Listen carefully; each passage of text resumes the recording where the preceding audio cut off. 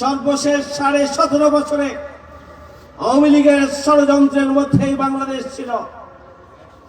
তার আগে ক্ষমতার হাত বদল হয়েছে, কিন্তু বাংলাদেশ থেকে দুর্নীতির মূলোৎপাটন হয়নি, সন্ত্রাস দূর হয়নি, টেন্ডারবাজি দূর হয়নি, চাঁদাবাজি দূর হয়নি।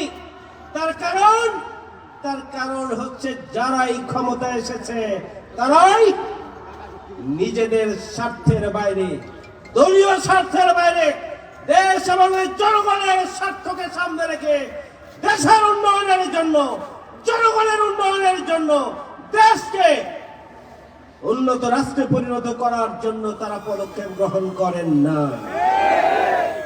সংগ্রামী ভাইয়ের আমার, যে চেতনা ৭১, সেই চেতনার নামে বাংলাদেশে আওয়ামী লীগ যা করেছে এটি ৭১ চেতনা হতে পারে না। আজকে আওয়ামী লীগ বিতাড়িত হয়েছে, ওই ৭১ চেতনাকে বিক্রি করার কারণে জনগণ তাদেরকে ঝেঁটিয়ে বাংলাদেশ থেকে তাড়িয়ে দেওয়ার ব্যবস্থা করেছে। আবারও ৭১ চেতনাকে বিক্রি করার জন্য আরেকটি রাজনৈতিক দল নতুন করে তাদের বক্তব্য এবং স্টেটমেন্ট দিচ্ছেন।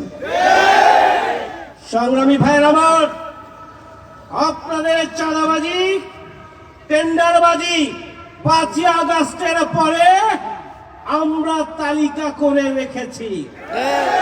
বক্তব্য যদি বন্ধ না করেন তাহলে বাংলাদেশে এক একটা ওয়ার্ডে যে পরিমাণ চাঁদাবাজি করেছেন, যে পরিমাণ টেন্ডারবাজি করছেন, যে পরিমাণ আপনারা সন্ত্রাস এবং লুটপাট করেছেন, যে পরিমাণ দখল আপনারা করেছেন, একটা ওয়ার্ডের দখলদারিত্ব যদি আজকে সোশ্যাল মিডিয়ায় আসে, জনগণ আপনাদেরকে ধিক্কার দিবে। বক্তব্য বন্ধ করুন, বক্তব্য বন্ধ করুন।